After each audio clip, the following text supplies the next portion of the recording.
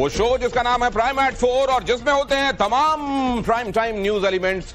आज कौन से हैं खास, पहले इस पर निगाह। आज आपको दिखाएंगे हिमाचल प्रदेश में एक बार फिर क्यों 2023 की बाढ़ वाले मंजर से खफा हैं लोग और कुल्लू में क्या हुआ है। इसके अलावा बताएंगे आपको गुजरात के द्वारका की तरह महाराष्ट्र के पिंपली चिंचवाड़ में क्यों हिट हुआ योगी वाला मॉडल। साथ ही मुस्लिम पक्ष के संभल मस्जिद को लेकर दायर याचिका पर इलाहाबाद हाई कोर्ट का ऑब्जर्वेशन क्या है वो भी आपको बताऊंगा। और साथ ही ये भी कि राजधानी में क्यों अब सनातनी हिंदू अपना घर बार बेचने के लिए मजबूर हो गए।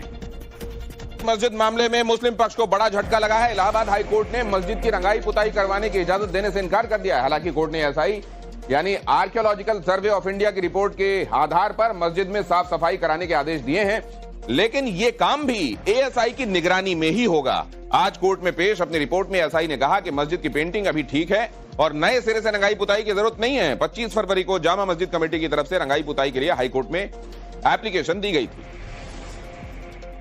रमजान के महीने से पहले मस्जिद के रंग रोगन और यहां लाइट लगाने वाली याचिका पे जो मांग की गई थी उसको फिलहाल इलाहाबाद हाईकोर्ट ने एसआई की रिपोर्ट के आधार पर अस्वीकार कर दिया है। इलाहाबाद हाईकोर्ट ने कहा है कि एसआई की रिपोर्ट ये साफ करती है कि इस परिसर में एनिमल पेंट लगा हुआ है और वो पूरी तरह से सही है और ऐसे में अभी किसी तरह के व्हाइट वॉश या रंग रोगन की जरूरत नहीं है। हालांकि इलाहाबाद हाईकोर्ट ने ये कहा है कि रमजान के पहले इस परिसर में जहां कहीं भी धूल जमी हो या इसके अलावा झाड़ झंखाड़ उगाए हो, वेजिटेशन हो, उनको जरूर साफ करने का आदेश दिया जा सकता है, जिसके आदेश हाईकोर्ट ने दे दिए हैं। कोर्ट ने यह भी कहा है कि अगर मस्जिद कमेटी ये चाहती है कि इस परिसर में कहीं भी मेंटेनेंस किया जाए तो एएसआई की निगरानी में वो मेंटेनेंस रमजान के बाद ही कराया जा सकता है।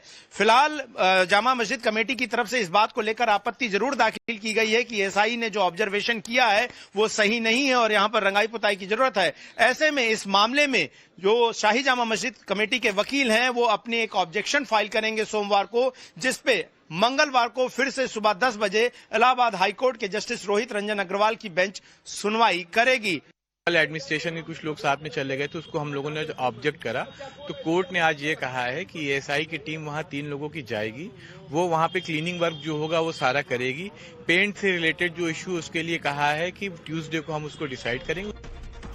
दिल्ली में स्वास्थ्य सेवाओं की बदहाली को लेकर दिल्ली की कैग रिपोर्ट में एक और बड़ा खुलासा हुआ है। विधानसभा में पेश कैग की रिपोर्ट में कहा गया कि कोविड के दौरान केंद्र से मिले 787.91 करोड़ मतलब करीब 788 करोड़ रुपए का फंड पूरा इस्तेमाल किया ही नहीं गया। केंद्र से जो फंड मिला उसमें से सिर्फ 582.84 मरीज मतलब करीब 583 करोड़ रुपए ही खर्च हो पाए।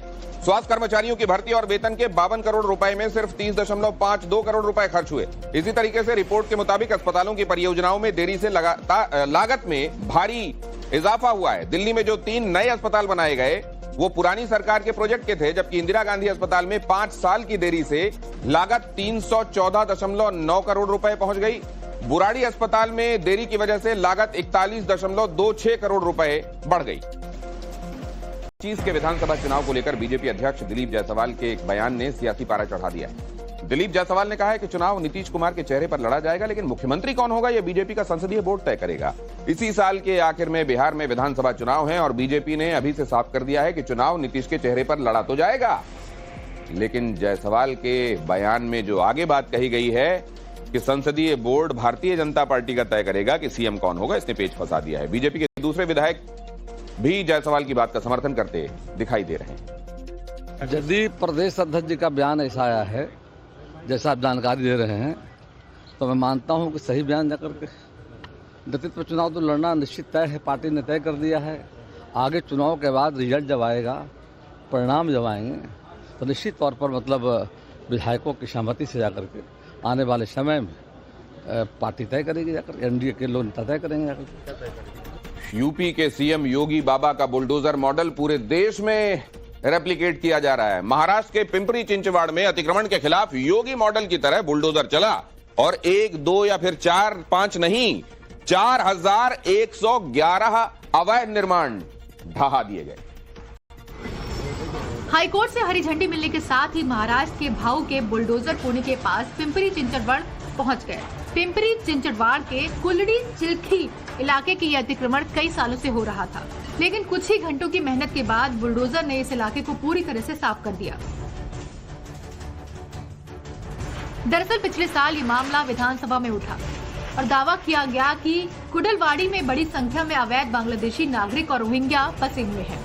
इसके बाद 4000 से अधिक लोगों को नोटिस हुआ, लेकिन मामला हाईकोर्ट पहुंच गया और वहां से हरी झंडी मिलने के बाद नगर निगम एक साथ 47 बुलडोजर लेकर पहुंच गया। पिछले 15 दिनों से चल रहा एक्शन पूरा हुआ तो यहां अवैध कब्जे से 827 एकड़ जमीन मुक्त कराई गई। स्थानीय प्रशासन के मुताबिक यहां पर अवैध तरीके से कबाड़, फर्नीचर और दूसरी तरह की दुकानें खोलकर कब्जा किया गया। ऐसा ये जो कोर्ट से निर्णय आया है, इन लोगों को उखाड़ के फेंकने का, पूरा भारत देश में जहां जहां भी ऐसे हो रहे हैं, हम सबको एक होना पड़ेगा। इस समय यहाँ पर बुलडोजर एक्शन हो रहा था तो मौके पर किसी तरह का बवाल ना हो, इसीलिए करीब 900 पुलिस जवान और 500 से अधिक नगर निगम के कर्मचारी मौजूद थे। और पुलिस से बड़ा हादसा, उसकी खबर। बद्रीनाथ धाम के पास एक ग्लेशियर टूटा। माड़ा गांव के पास ग्लेशियर टूटने से हादसा। रेस्क्यू टीम ने 16 श्रमवीरों को बचाया। अब भी 41 श्रमवीरों के फंसे होने की खबर। मौके पर रेस्क्यू ऑपरेशन जारी।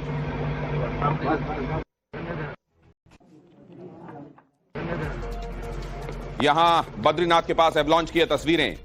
बर्फबारी के बीच में रेस्क्यू मुश्किल काम होता है क्योंकि अब भी हिमपात हो रहा है और उस बीच लोगों को रेस्क्यू किया जा रहा है। सीएम पुष्कर सिंह धामी खुद इसकी मॉनिटरिंग कर रहे हैं। चामोली के डीएम के मुताबिक बर्फबारी की वजह से लोगों को रेस्क्यू करने में दिक्कतें आ रही हैं। माड़ा और माणापात के बीच में एक अवलांच की सूचना प्राप्त हुई है, जहां बीआरओ एजेंसी के अराउंड 57 लेबर्स काम करते हैं बर्फ़ हटाने का, वो कैंप्ड थे वहाँ पे। और हमारी जो टीम्स हैं वो मोबिलाइज हो गई हैं, आर्मी, आईटीबीपी, एसडीआरएफ और एडमिनिस्ट्रेशन की टीम। एक्टिव रेनफॉल है हमारे डिस्ट्रिक्ट में और हायर डिस्ट्रिक्ट में एक्टिव स्नोफॉल है, तो इसलिए हम हेली सर्विसेज अभी यूटिलाइज नहीं कर पा रहे हैं और मूवमेंट में भी डिफ़िकल्टी हो रही है। और वहाँ कोई सैटेलाइट फ़ोन और अन्य ऐसे कोई उपकरण उपलब्ध नहीं होने के कारण स्पष्ट कम्युनिकेशन वहाँ नहीं हो पा रहा है हम लोगों का उनसे। हादसे की खबर मिलने के बाद खुद सीएम पुष्कर सिंह धामी आपदा प्रबंधन सेंटर पहुंचे और रेस्क्यू की मॉनिटरिंग शुरू की। हमारे 57 श्रमिक उसमें फंसे थे और एवलांच आने से इसमें से 16 को सुरक्षित निकाल लिया गया है। बाकी के लिए सभी प्रयास चल रहे हैं। सभी प्रकार की तैयारियां यहाँ पर कर ली गई हैं। एम्बुलेंस से लेकर आईटीबीपी की मदद ली जा रही है, अन्य संस्थाओं की मदद ली जा रही है। आपदा प्रबंधन विभाग हमारा पूरी तरह से सक्रिय, जिला प्रशासन भी, और हम लोग स्वयं सभी लोग लगातार संपर्क में हैं और हमारा प्रयास है कि सभी को सुरक्षित जल्दी से जल्दी बाहर निकाला जाए। गृह मंत्री अमित शाह ने सीएम धामी से बातचीत की। डीजी आईटीबीपी और डीजी एनडीआरएफ से भी अमित शाह ने बात की। लोगों को सुरक्षित निकालना प्राथमिकता है, अमित शाह ने कहा। स्थानीय प्रशासन राहत और बचाव के काम में लगा हुआ है, अमित शाह ने ट्वीट करके इस बात की जानकारी दी।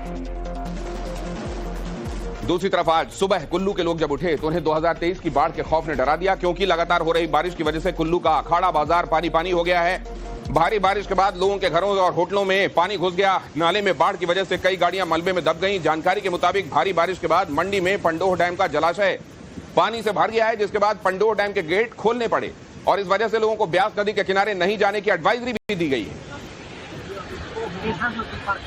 कुल्लू, हिमाचल प्रदेश। पहले भी बाढ़ की वजह से यहाँ के लोगों ने हाल ही में, बहुत दिन नहीं हुए और अब भी उनके दिमाग में वो जख्म, वो यादें, वो खौफनाक यादें बसी हुई हैं। और सामने जब उन्होंने इस तरीके की तस्वीरें और दृश्य देखे तो वो एक बार फिर से हर उठे हैं। क्या होने वाला है उनके दिमाग में यही चल रहा है। कुल्लू, हिमाचल प्रदेश से आई ये तस्वीरें।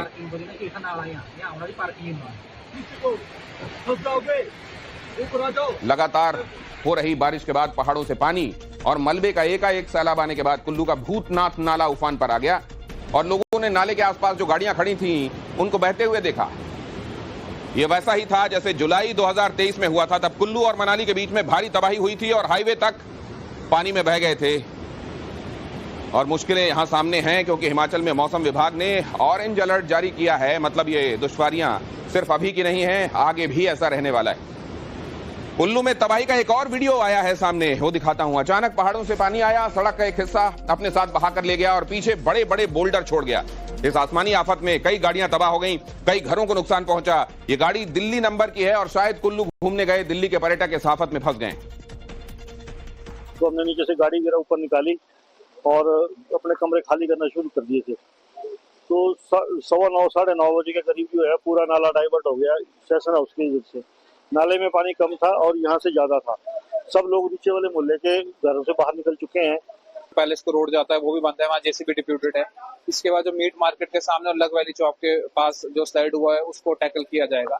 उसके उपरांत यहाँ पर पीडब्ल्यूडी द्वारा, जैसा कि आप देख पा रहे हैं, गांधीनगर में ये एरिया उनके द्वारा संभाला जा रहा है। इसके बाद हमारा जो सिल्वर मून होटल उसके बैक साइड में जो हमारी ब्लॉक पे जो उसको भी हम डील करेंगे। कुल्लू मनाली के बीच हाईवे पर भारी तबाही की खबर सामने आ रही है। इस भारी बारिश की वजह से हाईवे पर जा रही गाड़ियां, बस और ट्रक चपेट में आ गए हैं। खबर यह है कि एक बस भी भारी बारिश की वजह से फिसलकर हाईवे पर पलट गई, जिसकी वजह से कई यात्री जख्मी हुए हैं।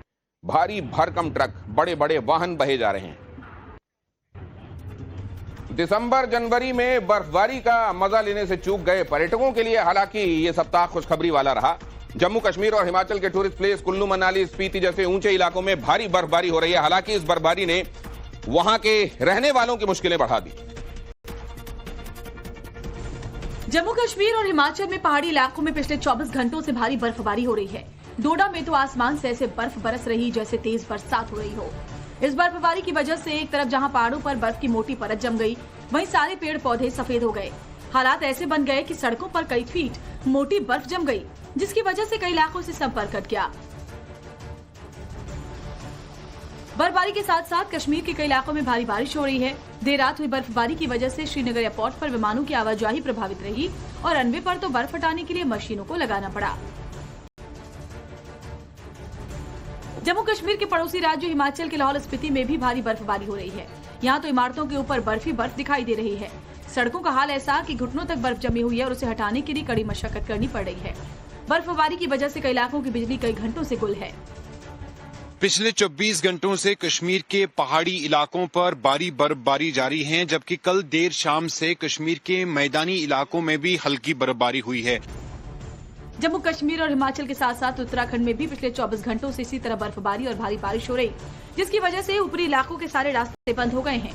देर रात से गंगोत्री, यमुनोत्री, हर्षिल, मुखबा, खरसाली समेत उत्तराखंड के ऊपरी इलाकों में इसी तरह की बर्फबारी हो रही है। इस बर्फबारी की वजह से गंगोत्री धाम पर चारों तरफ बर्फ ही बर्फ दिखाई दे रही है। बर्फबारी पर्यटकों को आने का न्योता दे रही है, तो साथ ही जैसा मैंने आपको बताया स्थानीय लोगों के लिए मुश्किलें बढ़ा रही है। हिमाचल के पास एडवेंचर करने की वजह से नारकंडा में पर्यटक फंस गए, जिन्हें बाद में कई घंटों की मशक्कत के बाद रेस्क्यू किया गया। मतलब सैलानियों के लिए भी सतर्कता आवश्यक है। बर्फबारी की वजह से मनाली से ऊपर लाहौल स्पीति में कुछ पर्यटक फंस गए, जिसकी जानकारी प्रशासन को देर रात मिली। इस जानकारी के बाद रात के अंधेरे में ही पर्यटकों को सुरक्षित निकालने का अभियान शुरू किया गया। ये लोग पंजाब से घूमने आए थे और बर्फबारी का मजा लेते लेते लाहौल स्पीति के सिसु पहुंचे और अचानक से हुई बर्फबारी में फंस गए, जिसके बाद इन लोगों को पैदल वहां से निकाला गया। फंस गए हैं? रुके कहाँ हुए थे आप लोग? सिसु में थे। अच्छा, फिर इधर को क्या करने आए आप लोग? मौके पर पहुंची रेस्क्यू टीम ने एक एक करके सभी पर्यटकों को वहां से निकाला। जिस समय फंसे हुए पर्यटकों को निकाला गया, वहां पर घुटनों तक बर्फ जमी हुई थी। पर्यटकों ने बताया बर्फबारी के बाद वो रास्ता भटक गए और उनकी गाड़ी भी फंस गई। गाड़ी ने एक्चुअली हम मोड़ना था जहाँ से। नहीं मोड़ना तो था ना, आप लोगों को किसी ने बताया नहीं। जिस जगह रुके हुए थे उन्होंने बताया नहीं एवलांच उवलांच का वो होता है बोल के पतरा। हिमाचल से करीब 60 किलोमीटर दूर नारकंडा में भी हालात कुछ ऐसे ही बने, जहां पर अचानक हुई बर्फबारी के बाद सारे रास्ते बंद हो गए और पर्यटकों के साथ साथ राज्य परिवहन की बसें भी फंस गई। इसके बाद शिमला पुलिस रेस्क्यू के लिए पहुंची और पहले टीम ने बर्फ को हटाया और फिर धीरे धीरे पर्यटकों की गाड़ियों और बसों को निकाला गया। नाइट ड्यूटीज, रिस्पॉन्सिबिलिटीज, HRTC, चलो चलो चलो साजी। हिमाचल में इस समय 250 से अधिक सड़कें बंद हैं। इस बीच मौसम विभाग ने हिमाचल के कई क्षेत्रों में भारी बारिश और बर्फबारी का फिर से अलर्ट जारी किया है। बदले से लोगों का पलायन, हिंदुओं ने लगाए मकान बिकाऊ होने के पोस्टर। ब्रह्मपुरी में रह रहे लोग घर बेचने के लिए मजबूर। घरों के बाहर मकान बिकाऊ होने के पोस्टर लगे। मंदिर के सामने मस्जिद बनने से लोगों में गुस्सा। ये तस्वीरें जो आप देख रहे हैं दिल्ली के ब्रह्मपुरी की हैं। यहाँ हिंदू घरों के बाहर मकान बिकाऊ होके है कि पोस्टर्स लगे हुए हैं। लोग घर बेचना चाह रहे हैं और हमारे संवाददाता प्रेरित ने आपके लिए ये रिपोर्ट भेजी। इस वक्त मैं दिल्ली के ब्रह्मपुरी इलाके के गली नंबर 12 मौजूद हूं, जहां तमाम घरों के बाहर एक बड़ी तस्वीर लगी है। जिन घरों पे कभी उन्होंने नेम प्लेट सजाए थे, उन नेम प्लेट के बगल में उन्होंने बड़े शब्दों में एक पोस्टर लगाया है, जिस पोस्टर पर साफ तौर पर लिखा हुआ है, वो मैं आपको पढ़ करके यहां सुनाता और दिखाता हूं। यह मकान बिकाऊ है। यानी कि ऊपर नेम प्लेट है, नीचे में कलश, शुभ लाभ, रिद्धि, ओम सिद्धि, और उसके ठीक बगल में देखिए व्हाइट पोस्टर पर यह मकान बिकाऊ है। यानी कि यह मकान को बेचने को लेकर यहाँ पर इस तरह के पोस्टर्स लगाए गए हैं। और ऐसे एक मकान के बाहर नहीं बल्कि कई मकान के अंदर। देखिए, मैं कुछ मकानों की तस्वीर आपको दिखाता हूँ। देखिए, ये दूसरा घर है, यहाँ भी लगा है यह मकान बिकाऊ है। इसके ठीक बगल में एक और घर है जिस पर देखिए राम गोपाल सैनी के 19 स्ट्रीट नंबर 12 ब्रह्मपुरी का है। इनके भी देखिए दीवार पे यह पोस्टर चिपका हुआ है कि यह मकान बिकाऊ है। और यहाँ पे मैं आपको और भी तस्वीरें दिखाता हूँ थोड़े इन गलियों में चल करके कि देखिए जगह जगह किस तरह से। देखिए, यह गोपाल वर्मा, आशीष वर्मा जी का घर है के 19। देखिए, यहाँ भी पोस्टर लगे हैं, यह मकान बिकाऊ है। और इसके ठीक दूसरी तरफ की मैं तस्वीर आपको दिखा रहा हूँ। देखिए, यह मकान बिकाऊ है। एक और तस्वीर मैं आपको दिखा रहा हूं इसी गली की। देखिए, ये घर जो है ये राम बाबू गुप्ता का है। एड्रेस इसका L52/2 है, गली नंबर 12। इनके भी घर के दरवाजे पे देखिए ये पोस्टर लगा है, यह मकान बिकाऊ है। और इस तरह के जो पोस्टर हैं वो एक दो नहीं बल्कि इस तरह के असंख्य घर हैं इन गलियों में, जिनके घरों के बाहर इस तरह के पोस्टर लगे हुए हैं। मकान बेचने के पीछे की पीड़ा क्या है, कौन सा ऐसा भय है जो आपको सता रहा है कि आप लोग मकान बेचने सामूहिक तौर पर पलायन की योजना बना रहे हैं? प्लान तो वो लोग बना रहे हैं जो मस्जिद कर रहे हैं। हमारा छोटा सा तो मंदिर है और हम लोग उसमें पूजा करने के लिए जाते हैं। वहाँ पे जेंट्स जाते हैं, हम लेडीज जाते हैं, तो हम अनकंफर्टेबल होते हैं। तो ना ही बने तो ज्यादा अच्छा है। हम तो मकान बेचेंगे, अगर मस्जिद बन गई तो जरूर बेचेंगे। क्या किसी खास वर्ग के लोगों से आप लोगों को समस्या इसलिए मकान बेचने पे मजबूर हो रहे हैं आप लोग? समस्या क्या है, अब ये मोमडन आ गए हैं। ये 13 नंबर में इनकी मस्जिद थी, अब ये 12 में भी बना रहे हैं और 11 में भी हमारा मंदिर है। 10 कदम की दूरी पे हमारा मंदिर है। अब ये लोग नमाज पढ़ेंगे, अगर इधर मंदिर बनाएंगे, वो गेट मस्जिद बनाएंगे तो नमाज पढ़ेंगे, इधर हमारे कीर्तन भी। और आतंकी को गिरफ्तार किया है। दिल्ली के बीचों बीच संदिग्ध आतंकी गिरफ्तार हुआ है। 12 दिन से निजामुद्दीन में घूम रहा था यह संदिग्ध, जिसका नाम है परवेज। निजामुद्दीन के द फजर रेजिडेंसी में ठहरा हुआ था। परवेज पर आतंकियों की फंडिंग का आरोप है। पीओके में बैठे आतंकियों से वो संपर्क में रहा है। काउंटर इंटेलिजेंस कश्मीर ने दिल्ली पुलिस की मदद से एक संदिग्ध को गिरफ्तार किया है। संदिग्ध का नाम परवेज है और उसे जिस जगह से गिरफ्तार किया गया, इस वक्त हम उसी होटल में, निजामुद्दीन के उसी होटल में मौजूद हैं। द फसल रेसिडेंसी नाम का ये होटल है, जहां वो करीब 10 से 12 दिन पहले पहुंचा था। हालांकि होटल में बाकायदा प्रॉपर एंट्री की गई थी, उसका आधार कार्ड लिया गया था और उसके बाद ही उसे होटल में यहां पर रहने दिया गया था। दरअसल जम्मू कश्मीर पुलिस को एक सूचना मिली थी, जिसके बाद जम्मू कश्मीर पुलिस जो है वो यहां पर पहुंचती है। चूंकि ये शॉल का कारोबार करता था, इसके साथ एक शख्स और मौजूद थे, उनसे भी पूछताछ की गई, लेकिन पूछताछ के बाद उन्हें छोड़ दिया गया। बदायूं में कार ड्राइवर ने जब कंट्रोल के पास पीथमपुरा में जलाने की प्रक्रिया शुरू हो गई है। इंदौर और धार के लोगों ने इस कचरे को जलाने का विरोध किया था, जिसके बाद मामला सुप्रीम कोर्ट तक भी पहुंचा और आज सैंपल के तौर पर कुछ कचरा जलाया जा रहा है। इसके बाद प्रदूषण से जुड़े सैंपल रिपोर्ट के तौर पर कोर्ट के पास भेजे जाएंगे। उसके बाद ही कचरा फिर पूरी तरह डिस्पोज ऑफ होगा। आज कचरा जलाए जाने के दौरान अधिकारियों के साथ साथ प्रदूषण नियंत्रण बोर्ड के अधिकारी भी मौजूद हैं। यूनियन कार्बाइड का जहरीला कचरा जलाने की प्रक्रिया शुरू हो चुकी है। मेरे पीछे तस्वीरें आप देख रहे हैं, पीथमपुर की रामकी इन्वायरमेंटल फैक्ट्री है, जहां पर ये चिमनी का धुआं आपको नजर आ रहा होगा। जो कचरा है उसको जलाने की प्रक्रिया अब शुरू हो चुकी है। दरअसल ये 10 टन कचरा है जो सैंपल के तौर पर प्राथमिक रूप से जलाया जा रहा है। इसके बाद इसकी रिपोर्ट जो है हाईकोर्ट में सबमिट की जाएगी और उसके बाद बाकी कचरे का निस्तारण होगा। प्रशासनिक अधिकारी भी अंदर मौजूद है, कचरा जलाने की पूरी प्रक्रिया की जा रही है। दरअसल 1 जनवरी को इस कचरे को शिफ्ट किया गया था पीथमपुर, और पीथमपुर में इस कचरे के आने के बाद यहाँ हंगामा शुरू हो गया था। यहाँ के स्थानीय लोगों ने विरोध किया था। उसके बाद टैंकर से मटेरियल निकाल के उनकी मिक्सिंग करके जो पूरी प्रक्रिया है, जिसमें कि सेंट्रल पोल्यूशन कंट्रोल बोर्ड और स्टेट पोल्यूशन कंट्रोल बोर्ड के अधिकारी और साइंटिस्ट भी उपस्थित हैं, उनकी मौजूदगी में, उनके सुपरविजन में कचरा जलाने का काम शुरू हो गया है। इसकी सतत मॉनिटरिंग की जा रही है और ऐसी व्यवस्था भी की गई है कि इसके जो गैसेस निकल रही हैं उसके सारे जो मापदंड हैं वो ऑनलाइन प्लेटफॉर्म में भी पब्लिक डोमेन में उपलब्ध हैं, कोई भी व्यक्ति उसको देख सकता है और पूरी प्रक्रिया जो अभी शुरू की गई है उसमें किसी भी प्रकार की कोई दिक्कत नहीं है। और आज एंटरटेनमेंट वर्ल्ड में